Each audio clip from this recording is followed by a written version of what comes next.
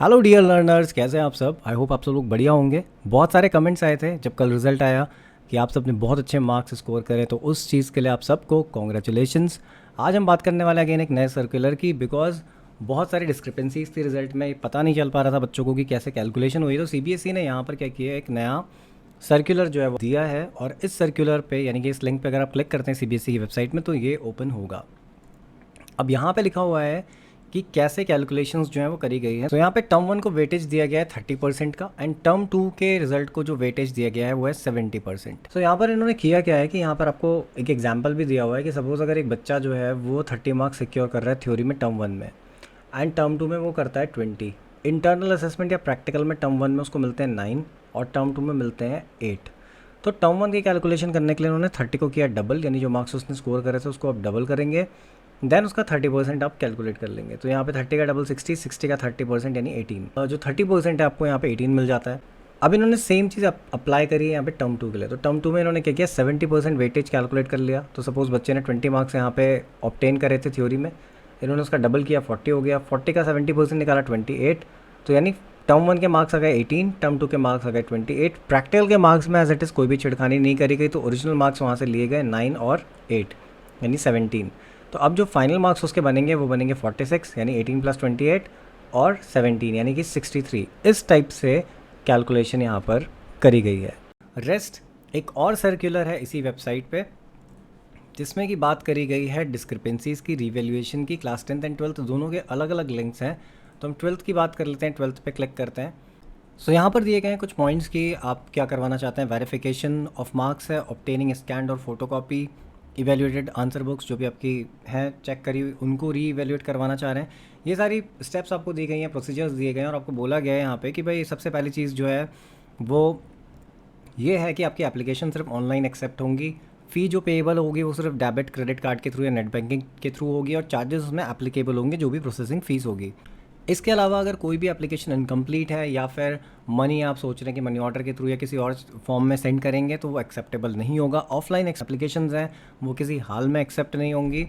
उसके बाद यहाँ पे ये भी लिखा है कि बोर्ड रिस्पॉन्सिबल नहीं होगा किसी भी कॉन्सिक्वेंसेस का due to revision of marks. अब इसका मतलब क्या है, सिंपल सा फंडा है। मान लेते हैं किसी कोर्स में एडमिशन की जो क्राइटेरिया है वो है 60%, आप मार्क्स रिवाइज करवाते हैं, रीवैल्यूएट करवाते हैं, और आपके मार्क्स हो जाते हैं कम, मार्क्स हो जाते हैं 59 या 50। तो उस बेसिस पे क्या होगा कि आपको जिस कॉलेज ने एडमिशन दिया वो आपको बाहर कर देगा। तो द थिंग इज़ दैट कि यहाँ पे सीबीएसई ने साफ लिखा कि भाई रिवीजन अगर मार्क्स का होगा तो उसके लिए हम रिस्पॉन्सिबल नहीं है। साथ ही साथ अगर डिले इन प्रोसेस होता है किसी भी रीज़न से जो कि बियॉन्ड कंट्रोल है, तो again it will not be responsible. Then एक मार्क्स भी अगर डिक्रीज़ होता है तो उससे ऑब्वियसली अफेक्ट होगा। साथ ही साथ यहाँ पे लिखा है कि चाहे इंक्रीज़ हो चाहे डिक्रीज़ हो मार्क्स, कैंडिडेट को अपनी जो मार्कशीट है या जो भी मतलब मार्कशीट कम सर्टिफिकेट क्योंकि उसको मिलेगा, 10th के केस में जनरली ऐसा होता है। तो यहाँ पे जो मार्कशीट है वो उसे सरेंडर करनी पड़ेगी अगर उसको मिल जाएगी, यानी उसके जो भी पोजीशन में, और तब जाके उसको एक नई मार्कशीट इशू होगी विद द रिवाइज्ड मार्क्स। उसके अलावा साफ लिखा है कि प्रोसेसिंग चार्जेस जो है वो नॉन रिफंडेबल है। वेरिफिकेशन ऑफ मार्क्स की अगर बात करी जाए इस स्टेप में, तो यहाँ लिखा है कि एनेक्स्चर 1 में दिया गया है प्रोसेसिंग फीस है 500, और वेरिफिकेशन जो भी होगा वो कम्युनिकेट किया जाएगा through the login account of candidate from where he she has applied for verification in the following manner. तो जहाँ से भी उसने अप्लाई किया होगा वेरिफिकेशन के लिए, जनरली स्कूल्स के थ्रू होता है, तो वहाँ पर इसे कम्युनिकेट किया जाएगा। The outcome of verification of marks will be uploaded to the login account of the candidate on the CBSE website. No individual communication will be sent in this regard. यानी आपने जहाँ जो लॉगिन किया होगा जिस account के through, वहीं पे सारी इन्फॉर्मेशन आएगी, बल्कि इंडिविजुअली आपको कोई ऐसा सच इन्फॉर्मेशन नहीं आएगी। तो जब आपकी कॉपी में मार्क्स जो भी रीवेरीफाई होंगे तो वहाँ पे जो भी चेंजेस आएंगे वो कम्युनिकेट करे जाएंगे। उसके बाद रिकैलकुलेट करके जो एक्चुअल चेंज आया इंक्रीज़ या डिक्रीज़ का वो भी आपको बताया जाएगा। Applicants are advise to visit CBSE's website for the status of the verification request. तो अगर वेरिफिकेशन रिक्वेस्ट आप डालेंगे तो आपको खुद ही सीबीएसई की वेबसाइट पर लॉगिन करके उस चीज़ को चेक करना पड़ेगा कि हाँ भाई ये सब कुछ है, हो रहा है वेरीफाई या नहीं हुआ है, क्या हुआ है। Then application for obtaining photocopy of the evaluated answer book. तो अगर आपको फोटोकॉपी चाहिए उसकी, तो उसकी जो प्रोसेसिंग फीस है वो है 700 रुपीज़ क्लास 12th के लिए, एज़ पर एनेक्स्चर 1 आपको फिल करके देना होगा। Application submitted on behalf of candidate and also the incomplete application will be समरली rejected and fee deposited shall be forfeited without any further reference. अगर application properly submit नहीं करी गई है या बिहाफ पे करी गई है जो कि इनकम्प्लीट है, तो वहाँ पे सीधे सीधे फीस जो है फोरफिट कर दी जाएगी, यानी बोर्ड आपको पैसे वापस नहीं करेगा। In short applicants will be provided a scan copy of answer book in their login account after blocking all information related to the identity of the examiner, evaluator और other official associated with the examination process। तो यहाँ पर ये हमेशा ही होता है, आपको photocopy मिलेगी लेकिन उसमें उसको जिसने भी इवेल्युएट किया था, जो भी एग्जामिनर थे, उन सब की आइडेंटिटी उसमें से हटा दी जाती है, यानी यहाँ पे वाइटनर लगा के उसकी फ़ोटोकॉपी आपको जो है वो प्रोवाइड की जाती है।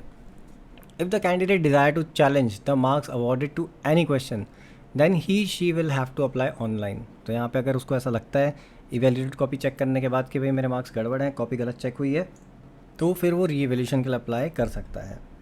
अब बात आती है री एवल्यूशन की।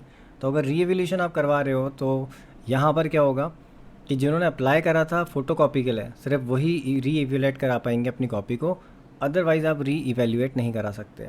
री एवल्यूशन के जो चार्जेस हैं थ्योरी पोर्शन के लिए 100 पर क्वेश्चन है, यानी कि आपने कॉपी ऑब्टेन करी, मान लेते हैं 4 क्वेश्चन में गड़बड़ी थी, आपको लगता है 4 क्वेश्चन में आपको गलत मार्क्स मिले, तो आपको 400 रुपीज़ इसके लिए पर क्वेश्चन के हिसाब से पे करना पड़ेगा। The applicants will have to refer to the marking scheme in the subject concern which would be available on the website along with the question paper. Thereafter, candidates can submit an application for re-evaluation in the required question with reasoning। तो यहाँ पर website पे आपको answer जो sheet थी वो मिल जाएगी, यानी जो आंसर की थी, जो बोर्ड ने जिसके अकॉर्डिंगली कॉपीज़ चेक करवाई हैं वो अलॉन्ग विथ क्वेश्चन पेपर, उससे आप अपने पेपर को मतलब अपनी जो कॉपी उसको मैच कर सकते हैं और फिर आप अप्लाई करेंगे रीजंस के साथ कि क्यों मुझे ऐसा लग रहा है कि ये गलत चेक हुई है, गलत मार्क्स मिले हैं। Status of re-evaluation shall be uploaded on the website followed by formal communication from the regional office। और यहाँ पे फिर जो re-evaluation होगा उसके बाद इन्फॉर्मेशन जो है वेबसाइट पे अवेलेबल होगी। Decrease even bye 1 mark shall be affected. तो अगर 1 मार्क्स भी कम हो रहा होगा या ज़्यादा जो भी हो रहा होगा तो अकॉर्डिंगली वो यहाँ पे री-एवेल्यूएट होगा और उसका इफेक्ट आपके उसमें पड़ेगा। Result of re-evaluation will be final and no appeal or review against the re-evaluation would be entertained। तो यहाँ पे सिंपल सा फंडा ये है कि जो भी आपका रिज़ल्ट फाइनली जनरेट हो के आएगा वो फाइनल होगा, उसके बाद आप कोई भी अपील या कुछ भी करेंगे तो वो एप्लीकेबल नहीं होगा। लास्ट में एक चीज़ और लिखी है कि photocopy of answer books under RTI Act 2005 will be provided as per provision of RTI Act 2005। However a request for verification and और re-evaluation can not be made under RTI Act and shall not be entertained. तो ये तो आपको clear ही होगा। ये है जो 2 circulars हैं आज आए, उनके अलावा फ़िलहाल कोई ऐसा सच इन्फॉर्मेशन और कुछ है नहीं। तो अगर आप अपने मार्क्स से सेटिस्फाइड नहीं हैं, पहले तो आप ये कैलकुलेशन देख सकते हैं, बट फिर भी अगर आप सेटिस्फाइड नहीं हैं तो आप फिर री-एवेल्यूशन के लिए अपने स्कूल जाकर वहाँ से भी अप्लाई कर सकते हैं। तो ये थे आज के सर्कुलर जो CBSE की वेबसाइट पे अवेलेबल है रिगार्डिंग रिज़ल्ट। तो अगर आपको लगता है कि आपके मार्क्स आए हैं कम तो आप सीधे अप्लाई करिए, री-एवेल्यूएट करवाइए अपनी कॉपी को और अपने मार्क्स को आप इंक्रीज़ करवाइए। आई होप कि वीडियो आपको अच्छा लगा होगा। वीडियो अच्छा लगा तो वीडियो को लाइक करिएगा, अपने फ्रेंड्स के साथ शेयर करिएगा। Thanks for watching the video.